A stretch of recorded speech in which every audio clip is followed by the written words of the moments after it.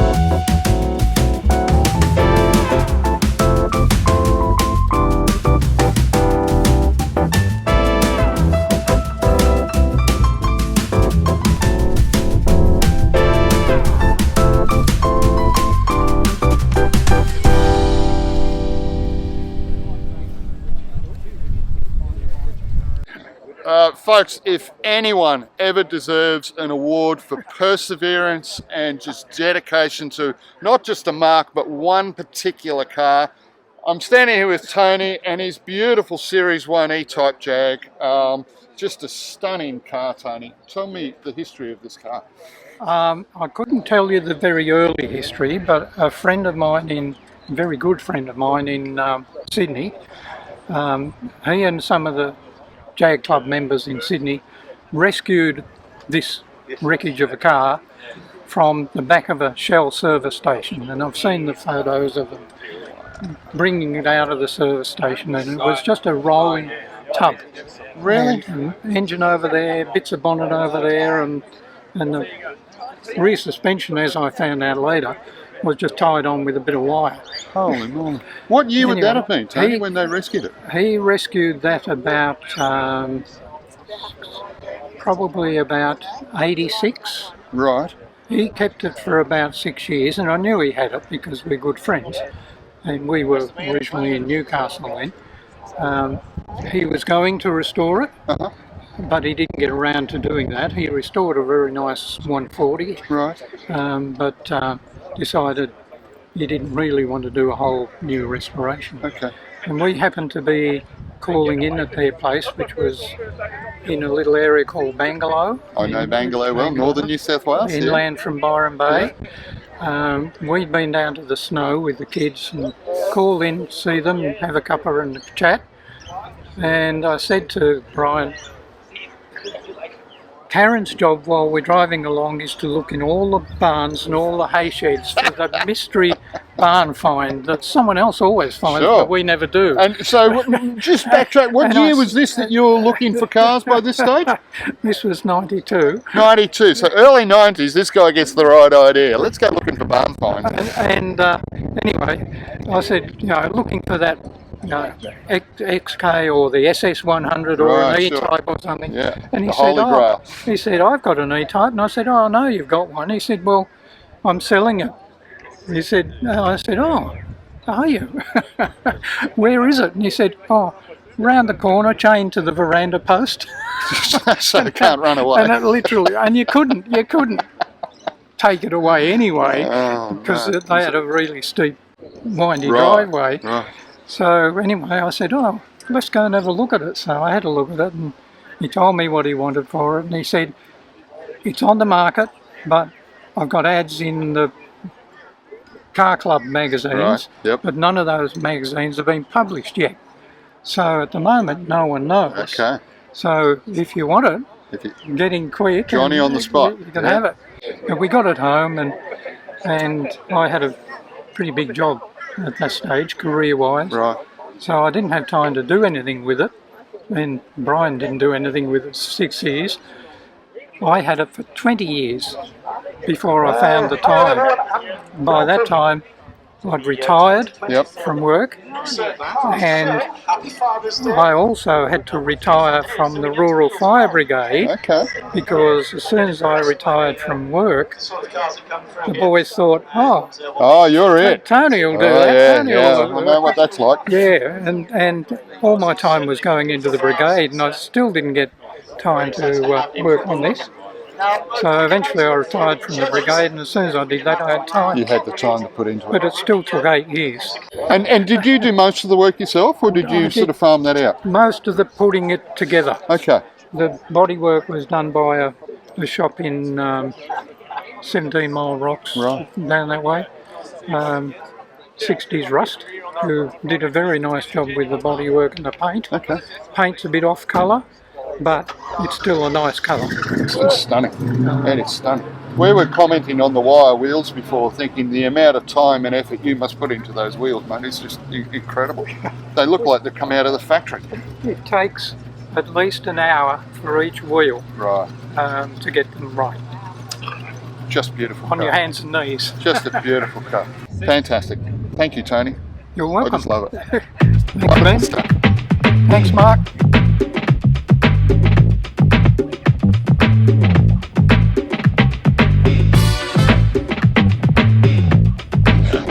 Look, okay, let's talk about accessories in a motor car. Super cheap, don't ever super cheap, buy your accessories from there, that's fine. Or, let's put a bit of thought into it. This is Ian, and this is his extraordinary 635 BMW. And the boot on this is an absolute work of art, right? It's pretty good. You have all of life's pleasures in one small package here. Well, everything I like anyway. So we've got our spirit cabinet here. Yep. We've got our cigars. Of course, we have the obligatory first aid and safety stuff, and we even have a refrigerator. Correct. So tell me about the thought that went into all of this, mate. It's amazing. Well, the idea was at all the car shows, we end up sitting around for hours and hours on end. As we do. I like cigars, so I needed a humidor, and I like a Tennessee whiskey. So the thought was, if I can have some glasses, some ice, some bourbon, some cigars, proper, and every now and then some of the guys bring their wives and that, so we put the champagne flutes in, it'll hold a bottle of champagne as well for them. And so when we get to an event like this, I can crack it open, so you'll see in here at the moment that it's stocked up. There's a couple of beers in there and some Coke for the whiskey, but there's also water as well, because you can't drink it dry. Of course. Yeah. And it keeps me entertained while I'm away. And okay, were you the mastermind behind the design of it? Well, I designed it all. I made it all out of core flute, Right. Except for the luggage. So Jamison at Timeless Trimmers down on the Gold Coast did all the work. He did all the interior work as well. There are lots of other little things in here. Remade the rear seat pods, so I put 9x6 speakers in it. Oh, they right. normally come with a little opening door. Okay. So recast them out of fiberglass and remade them. A whole lot of little things like that. But the whole idea was when it went in, I still had to get access to the fuel sender, the tail light, and the spare wheel, which is under there. So it's all been made, so that I can still get access to all that stuff, although that's in there. So, yeah. And it's not an everyday car, so I don't need the boot for anything else. Sure. It's a work of art. Thank you. And your dedication to the finer things in life, I think, is just exemplary. Well, I really appreciate it. Thank you. And you're my new best friend. Well, bar will be open shortly. Excellent.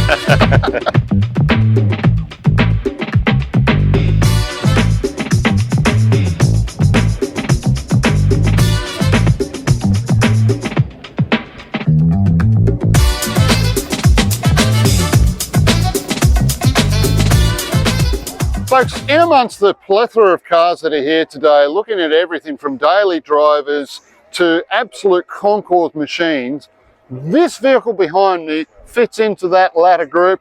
And this gentleman alongside me here is Anthony, and the amount of work that this man has put into this car, you've just got to hear this story. Mate, thank you for bringing this along. How long have you had this now? Well, about 5 years.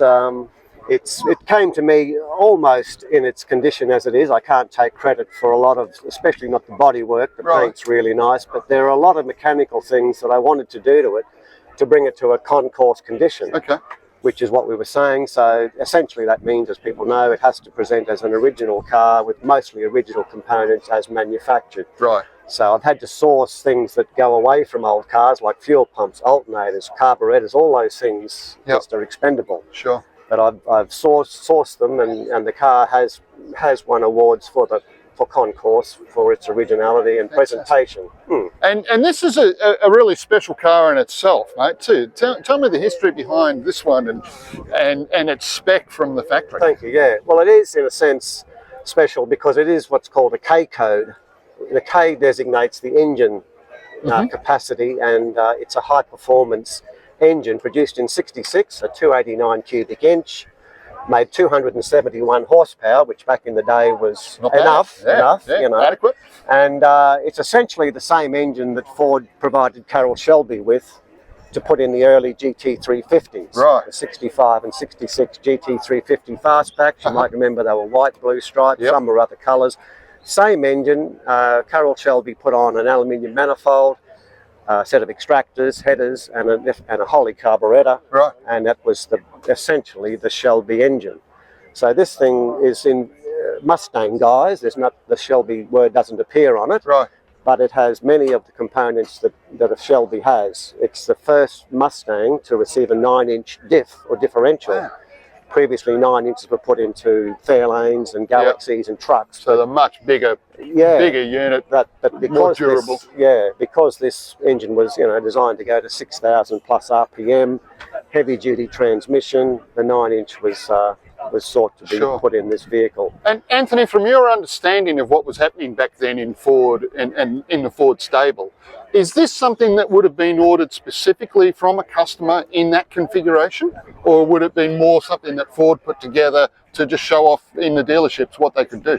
Well, I think they were basically race cars. Right. If you wanted to race stoplight to stoplight, or go to the drag strip, this was probably in the day your choice. Sure. Big blocks were just coming on the scene. This was a very light car, being a Mustang, as you know. Right. Very nimble, small capacity engine, but high revving. They were extensively raced. The early Cobras had a similar engine. Yep. So people bought them to race them, and hence not many have survived. They've either been... They blow them up on the racetrack. And you've heard of the stories of the Hertz rent-a-cars. Yes. They had the same engine, essentially. Right. People would rent the car for 16 cents a day and 16 cents a mile or something.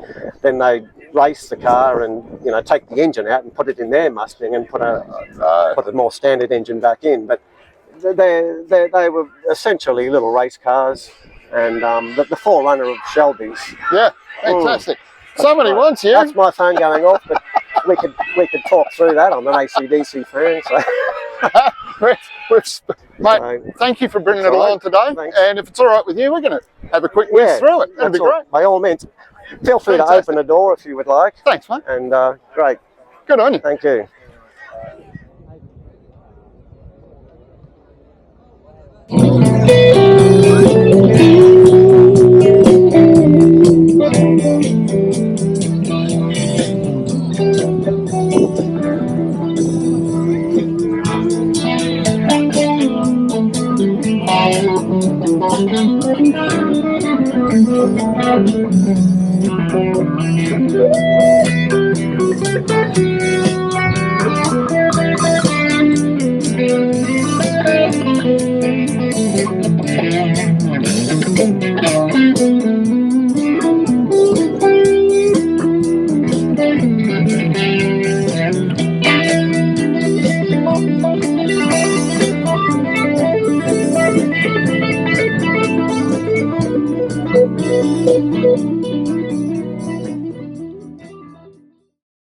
Folks, if you're a car tragic, you'll know the name Bristol. If you've never heard of it before, you're in for a real treat.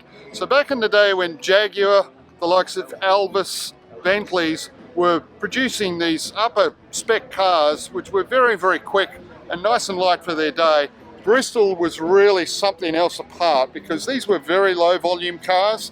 And I'm here today with Rob. This is Rob's pride and joy. Rob, this is aside from being a beautiful shade of British racing green, what a stunning car. Tell us about this one, mate. Well, this is one of 49 they're ever built, and there are only 5 in Australia. And they come up every now and then on the classic car sites, and they're very, very rare, particularly in the condition that this one's in. This one has been rotisseried. It spent 11 years in America. After 77, some Yanks bought it and took it to America. They cruised California in it, going from art gallery to art gallery, because that's the kind of people they were. And then it finally languished in America, and some Aussie found it and brought it back to Australia, where it once again languished in a panel shop where they argued about who owed who for what. The usual and the story. gentleman that then restored it was able to get them together, pay whatever was due, and it spent a couple of 3 years, I think, being fully restored on a rotisserie. Wow. Yeah. Wow. So, and how long have you had it now? I've had it, this is coming up to my 3rd year, Uh-huh. but I'm a bit of a Bristol tragic because I've had 2 before and a Fraser Nash, which was also a Bristol engine car. Is that right? And what led me to that is the engine dates back to BMW time. From 328 BMW Roadster, this engine was built specifically for that, Right. with 18 push rods, which is most unusual. Wow, that's a complicated And motor. Sir Jack Brabham had this engine in his first Cooper Bristol race car. Is that right? They were getting 180 horsepower out of these engines, which is quite From a amazing. 2-litre back in those 2 days. litre. And this car's capable of 120 mile an hour, which is it's 1,100 kilos, and it's all aluminium. And it runs just like a clock. Brakes like you wouldn't believe. It's got beautiful Elfin alloy drums in the Right. front, polished, Yep. of course. Of course. And it handles beautifully, a beautiful 4-speed gearbox, and lovely leather and all. It really is cosseting. The engine is, of course, because it's an older type engine, rattles a little bit. But hell, if it's not rattling, I like to hear that. I don't bother with the radio. I listen to the engine sound of the back, and the yeah. pur out the back. Yeah. So sorry, I've talked too much. No, that's quite all right. To that, I would say, long live the analogue motor car. Yeah, this is one of them. My father had a 3.4 Jag years ago, which I was allowed to wash, and I thought that was great. I was able to open the boot and then open the spare wheel cover, and there were all the spanners laid out, and I was smitten. And then my first car was an old 220S Mercedes, which I put the star on the mantelpiece. I was only newlywed and I had to borrow money to buy this thing, and I restored that, which I turned into a baker's van, because I'm a baker, and my first business was a little bakery in Port Fairy, and I turned the Mercedes into a Ford Escort Daytona Violet bread van with fat wheels on it. And and the rest is, one thing led to another. I was always a Mercedes tragic. I had a 190 SL back in 1973, and then later on my wife and I did a European delivery, and we bought a new Mercedes straight from the factory in Germany. We had a bit of a win on some real estate, and we spent it. And we travelled Europe for 10 months with a caravan and a Mercedes, and then since then I've been the proud owner of 22 Mercedes, old ones and new ones over the years. I had 250 SLs, 190 SLs, and then one day I was racing 2002 BMWs, which nearly killed me. My son and I used to do Targa Tasmania, and then because of the affinity of BMW and Bristol with this engine and the way they came about after the war, as part of war reparation, Bristol got to make cars, Right. and my first Bristol, a 400, is actually like a 327 BMW. Wow. If you put the badges of the Bristol, cover them with a BMW badge, you'd swear that was a BMW. So badge engineering right back Badge then. engineering, yes, yeah, way back then. There Way you back go. then. Yes, yeah. There you go. Well, look, thank you so much for bringing this wonderful piece of engineering here It's my today. pleasure to show it, because Just- it's an absolute delight. Oh, mate, I think you're a delight yourself. So Oh, thanks again, Rob. Thank you It's very just much. brilliant. That's lovely to have a chat. Thank you. Good on you. Thanks, Mark. Good luck with everything too, eh? Thank you. Nice to see you again. I knew.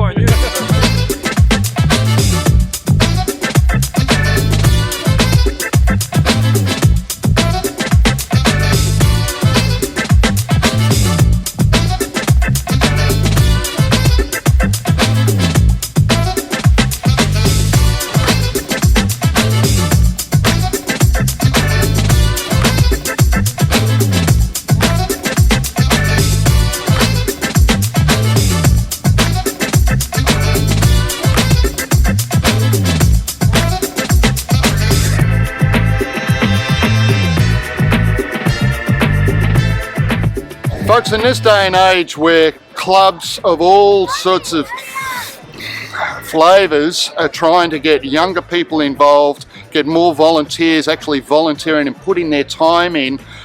Well, I thought we'd come and have a chat with Sandy Bolton. Sandy is the independent member for Noosa. Noosa. For Noosa, yes. Congratulations, Sandy. How long have you been involved in this sort of political movement now? Oh, for a decade now. Okay. Yes, yeah, for a decade. And what got you involved in that?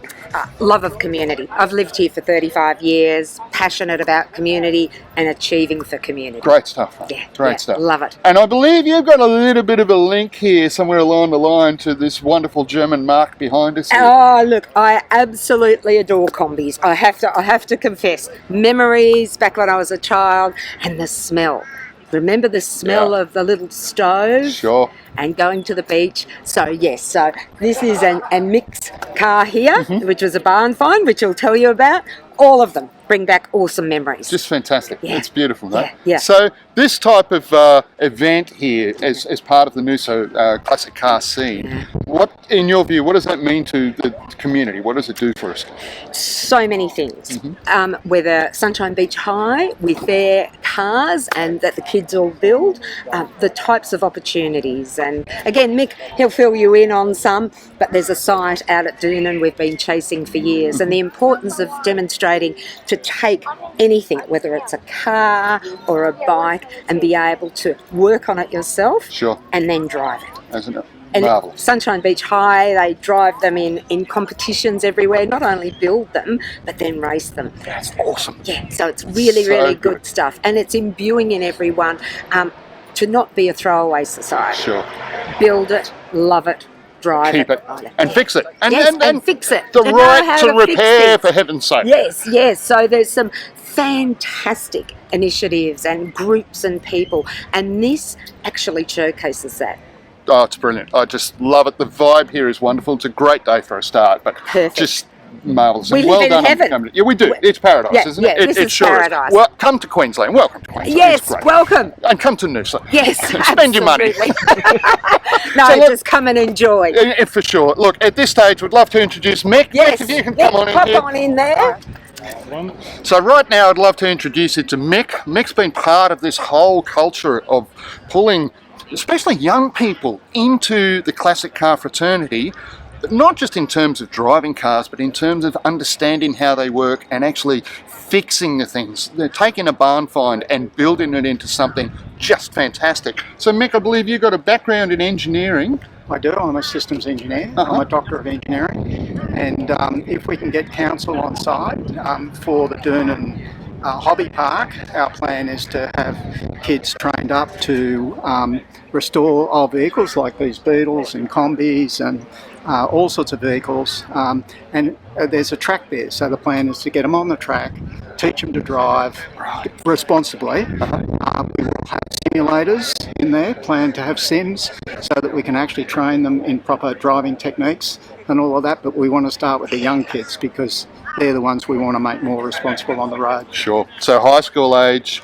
Yeah. Let's get them understanding about the right. machinery, but also understanding the responsibility behind piloting something like this out on public roads. Yeah, and not throwing stuff away, fixing it, making it work. Sure. Because that's the problem. We're a society that just tosses things out because we can buy new stuff. Yeah. This is about fixing it, teaching them how to understand the mechanics and the electrics and the like. Fantastic. So I think it's a good plan. And who's the organisation behind us, mate? Who's driving all of this? So there's a small group of us that were originally associated with the track that's in there, with the car club, but a diverse group of local business people. And at the moment there's a tender into council for council to make a decision what they're going to do with this site. Okay. So fingers crossed on that one. Fingers crossed that we're going to pick it up, and we have 20 community groups that are very interested, including Men's Shed, Women's Shed. Absolutely. Great. Thanks, Mick. Thanks very much. Good on you. Thanks, well mate. done. Great job. Thank you. Folks, in every organisation, you always get people who are assigned specific tasks. So you get your president, the treasurer, the secretary. Nobody ever wants that gig. And then somewhere along the line, they're going to put a microphone in front of somebody and say, hey, listen, you've got to talk into the public. Can you do the announcing? This is Alfie. He's a member of the Noosa Beach Classic Car Club. And in the background there is his beautiful number 63 Beetle. Alfie, I know that you're an Aussie now at heart, but you started off in Wales. You've come over to this sun-drenched country of ours. Oh yes. Tell me about your part in this club, mate, and how did you get involved in classic cars? Well, we came over in about 2008, Right. my family and I. I'm the youngest of 3 kids. We came over with pretty much nothing to our names. We came and started working up. And I think about a year into moving to Noosa into the Sunshine Coast, we happened upon a car show that was happening in Lions Park, Hastings Street at the time. Okay. And at that little car show, it was the Noosa Classic Car Show, and I, being 6 or however old I was, absolutely fell in love with it, and it kind of not ignited, but certainly pushed my passion for classic cars. I love them to bits. I've loved them my entire life. I mean, I got that Dad got that for me when I was 21 years old. He's 16 years old. No, 8 years old. Got there in the end. It's been a long day. It's very hot. And he said, look, when you're 16, you can have this car. If you don't drink, you don't do drugs, and you do well in school. And I didn't drink, and I didn't do drugs. Wow. So 2 out of the 3 was good enough. That's so good incentive. I've been working with him the entire time. The Herbie movies were really what started it off for me. Sure. Because I was a kid, I watched Herbie Rides Again and absolutely fell in love with it. So eventually, when I do get time, money, most importantly time, I will be doing a replica of Herbie from Herbie Rides Again. So how cool. I've got a sliding rag top on the way, which will be fun to cut into the roof. The Webasto, and the angle grinder, and watch the spark slide. I'm not excited for it, but it's something it'll be worth it in the end. For sure. So tell me about your family's history with cars, mate. Obviously there must be a passion there from, further back. Yeah, it's mostly come from my dad. I mean, over the time he's had, I think we've figured it out to be 57 cars in his time, not at once, and they weren't all good cars. Most of them weren't good cars, they were mostly junk, but he's had Escorts, Cortinas, a lot of British cars. He had a T3 at one point. He did have a Beetle, but he hated it. Right. Mostly because he was driving it one day and the brake line split. So as he put the brake pedal to the floor, the fluid came out and hit him in the face. So just to add insult to injury. Oh yeah, so you still need to brake, but you're just getting a shower in. That's the Germans getting back on the Poms. Absolutely, absolutely. It was their form of heating. Yeah. It was probably very cold, but still. So what brought your parents to Australia, mate? The weather, really. Yeah. It was between here or Canada, and we came to Brisbane and just absolutely fell in love with the place. Well, you picked the right part of the world here. With this. Absolutely. That's great stuff. So tell me about your association with the club. What got you? Obviously, you saw the show there. You thought this is pretty cool.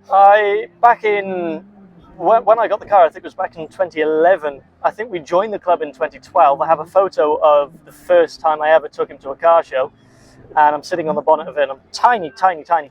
And I've loved the show ever since. I've been every single year that I can. Last year I couldn't make it because the fuel pump exploded. Not the best thing in the world. Good enough excuse. But about 2 years ago, I was at the Hill Climb, which is a race that the club puts on.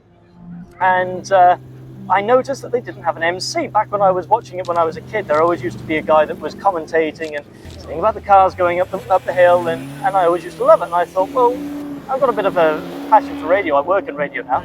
So I thought, maybe I'll just go and see someone about maybe volunteering. And well, it turns out I'm still doing a lot of their events. It's been about 2 years now. They haven't fired me as such. It is a volunteer gig, but anything's possible. So I'm loving it. I'm absolutely loving it. Well, look, you do a great job out there. Thank you. The crowds responded well to it. I think the day it extraordinarily well put together, really well organised. Oh yes, I have nothing to do with the organisation. That's probably why it works. Mate, it's all good to take credit for something, and if you can do over the microphone, even better still. Look, well done on your part in it. Thank you very much. I think the car is just gorgeous, lovely little thing. Thank you. And thanks for keeping up the good work. Fantastic. Great job. Thank you very much. Thanks, Alfie. Thank you. One of the names that's synonymous with German engineering is obviously Mercedes-Benz. The reputation of these cars, especially up until like the mid to late 80s, for reliability, durability, cars that will easily perform 500,000 kilometres on nothing more than regular servicing. And here we've got, what do you call, a conglomerate of Mercedes or a brace of Benzes. I don't know what you call it, but they are beautiful. And I've spotted a 190 SL there, and this is sort of like the baby brother of the Gullwing. So let's go and have a look at that one.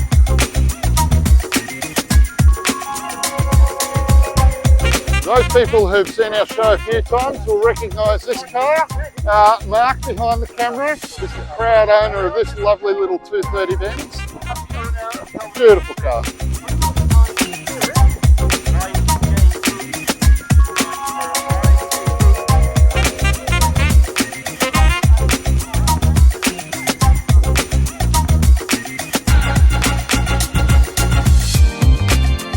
All the way from 1955. Isn't it gorgeous? Beautiful.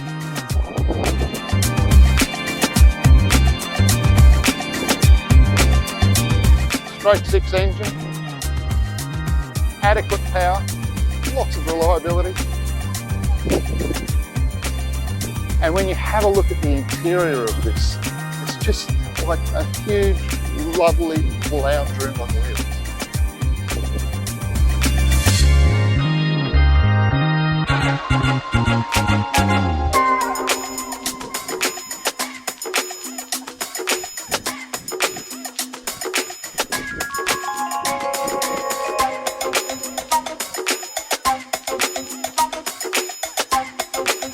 This is amazing. This is really where it all started. So perhaps and arguably the pinnacle, at least of what's here today, is this gorgeous 190 SL.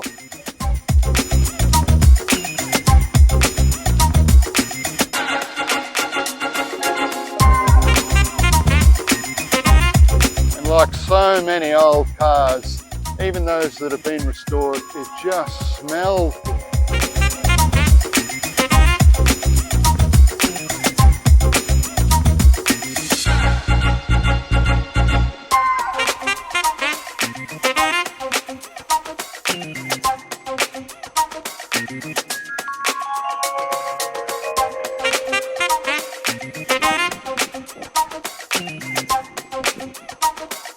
So those people who are, let's say, Gen Xers, Gen Ys, may remember watching a show back in the 1980s, I think it was, called Heart to Heart.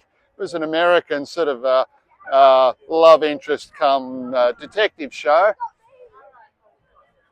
The mid-80s SL Mercedes.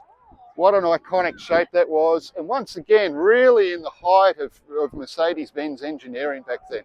Beautiful cars and still running like clockwork today. This one's the V8. Plenty of power, plenty of fuel consumption. But back in the 80s when fuel was 50 cents a litre, who cares?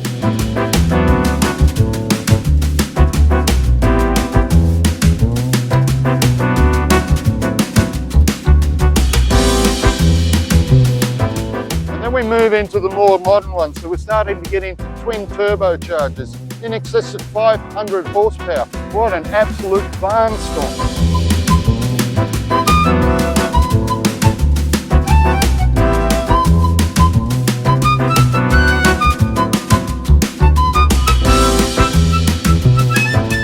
Race-inspired body-hugging seats, and with the sort of G-forces this thing could pull around a corner, I'm sure you'd need every bit of it. Even with the baby capsule. So we've now moved from Mercedes into a more traditional British marque, Austin Healey.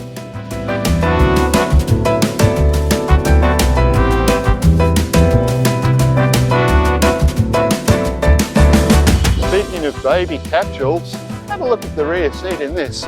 Not much bigger than a baby.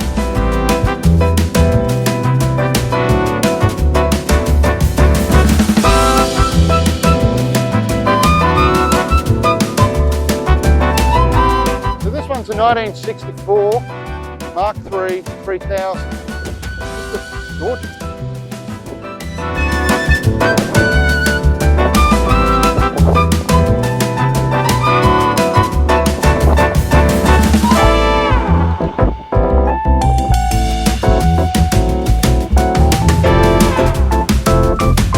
Something often not seen in modern day cars is a full complement of gauges to tell you what on earth is going on with the engine.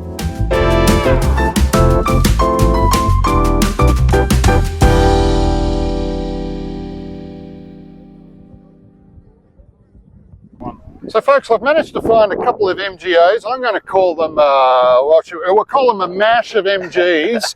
And here next to me is Steve. Steve is, aside from being a member of the Noosa Beach Classic Car Club, he's also been instrumental in putting this entire show together today. So first of all, hats off to you, my friend. That's quite an achievement. Tell me about your background in all of this, mate. Well, it's actually a committee that helps out. So I'm the car show director, and I have about half a dozen people, members of the club that help us. I've been doing it for the last 3 years. Right. The last car show director only lasted 5 years, so I've got another couple of years to go, hopefully. And this is our 36th show, so it's 36 years it's been going in Noosa. Originally started down near Hastings Street in the Lions Park, and this area here, this facility here, is a lot better because we have a lot of spectator parking, being sports grounds, and quite a big area to work with. Okay, and I notice you also have for want of better words, a clubhouse there too. A clubhouse, we do, yes, yeah. So, great for storage for our hill climbs. Sure. Also for this show, we can store all our fencing and bollards and that sort of thing. Yeah, marquees. So how did you get involved with the club in the first place, mate? I moved from Sydney, and I had the MG, brought it up here, and I thought didn't know many people, so I thought this is a good opportunity to. It's a good social club, so that was the main reason for joining. Okay. And we have about 400 members, and it's a great social club. We do car runs, coffee runs, lunch runs about once a month. Right. So you get to meet a lot of people. So you get in them out there, and obviously a really good mix of cars. It's a great mix of cars, and the hinterland is terrific for driving them on. Right. Yeah. And I get the feeling from talking to some of the members, there's a huge amount of mechanical knowledge within the club too. Yes. So if somebody's having a problem with the car, yes, then they've got multitude of people that they can call. Exactly. That's fantastic. And it's not all technical. It's a good social club as well. So you get to mix with a lot of different people. Great stuff. Yeah. And I noticed too, I mean, we spoke to Alfie, but also there's, you've got a mix of younger people coming through. Well, that's what we're trying to encourage. One of the young girls did some judging today with one of our judges, and next year hopefully she'll be able to do it on her own. Fantastic. Fantastic. That's where we wanted to start. Exactly. So was there a history of classic cars in your family growing up? Not really. My dad always loved V8s. He had American V8s, and he just loved those cars. Yeah, great. And he was always tinkering on them. So. Yeah, cool. So what got you into MGs? I've always loved MGs. Yeah, from when I was at school, when the first MGs Vs came out, I always wanted one. Right. The A is a bit more of a classic. It is beautiful, beautiful shape. Yeah. Well, look, Steve, I think your effort and the effort of the committee in putting this together is it's a team exemplary. Effort, really. It's been a wonderful day. Yeah. Lots of fun. Yeah, I'm glad you enjoyed it. And great weather. Yeah. We're really looking forward to next year. Next year, yeah. Great. Fantastic. Thank you so much, mate. Thanks very much. It's great stuff.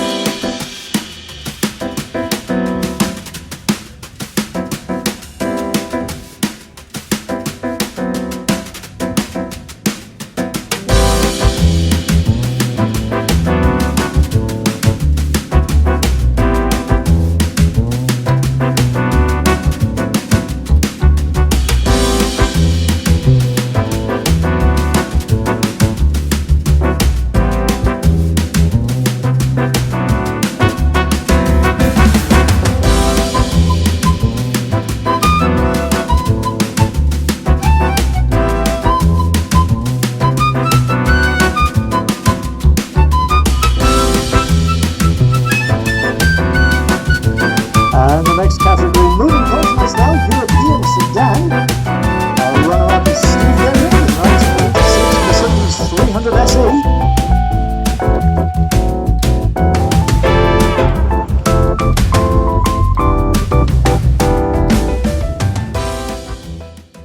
Folks, we've really enjoyed bringing you today's episode of Australian Car Collector. Look, just been with the folk down there at the Noosa Beach Classic Car Club, Bill and his entire team. You showed us wonderful hospitality. We had a great time. And if anyone in that part of the world has got a nice car, I highly recommend that you look up that club They are just the most delightful group of people. We've decided to take the road less travelled. We've got Mapleton and Montville behind us here, and we're running through to Mullaney and Woodford that way. So rather than taking the highway, come and travel through some of these small towns. It is just the most beautiful part of southeast Queensland. We really look forward to seeing you all next time on the next episode. And look, if you see us out there in the shirts, if you see us at a car show, come and say good day to us. If you've got a car that you're proud of, we'd be really, really happy to feature the car and yourself. Tell us your story. Really look forward to seeing you on the next episode. Take care. Bye.